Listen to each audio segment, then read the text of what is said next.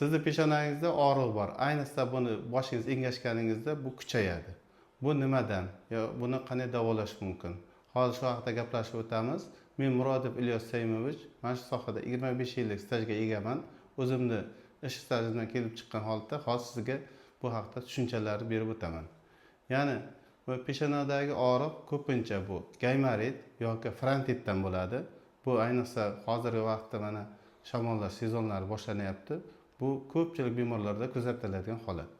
Bunda birinchi o'rinda sizda burun bitishi, peshonadagi og'riq va burundan shilliq ajralma kelishi kuzatiladi. Bu jarayon kundan kunga kuchayib boradi. Yoki masalan burun bitishi kuchayib boradida, keyin shilliq masalan birinchi boshda shilliq chiqayotgan bo'lsa, bu shilliqning rangi o'zgaradi. Masalan ko'karishi mumkin, sarg'ayishi mumkin yoki buni quyuqligi ham masalan quyuqlashadi shu mumkin. Va bu qanchalik burun bitganda shilliq qanchalik ko'p ajraladigan bo'lsa, bu yerda sizda peshonangizda og'riq va holsizliklar kuchayib ketaveradi. Bunda albatta siz lor shifokoriga murojaat etishingiz kerak. O'z vaqtida murojaat etilsa, buni operativ davo emas, masalan oddiy konservativ davo bilan tuzalib ketishingiz mumkin. Agarda siz lor shifokoriga murojaat etsangiz, birinchi o'rinda hozirda endoskopik tekshiruvlar o'tkaziladi. Endoskopik tekshiruvlarda sizdagi muammolar, ya'ni yering qayerdan chiqayotganligini, yeringda qancha miqdordaligini, buni og'riq qaysi sohada, bu gaymaritmi, frontitmi, bu haqda sizga lor shifokori to'liq ma'lumotni beradi.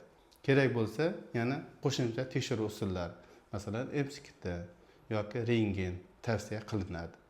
Va sizga davolash taktikasi tanlanadi. Davolash taktikasi sizda masalan konservativ davomi yoki operativ davomi, mana shunaqa tanlanadi. Agarda siz o'z vaqtida murojaat etmasangiz yoki kech murojaat etsangiz yoki buni asoratlari bilan, masalan boshingizda og'riqqa yoki buni yillar natijasida bo'lyapti, siz lor shifokoriga murojaat etmagan, surunkaliga aylantirgan. Albatta, agar o'tkazib yuborsangiz, bunda ko'pincha sizga operativ davo taklif qilinadi. Agarda siz o'z vaqtida murojaat etsangiz, o'sha davolash kuni ham qisqaradi va sizga dorilar o'z vaqtida beriladi, siz tez tuzalasiz va o'z sog'lom hayotingizga tezda qaytasiz.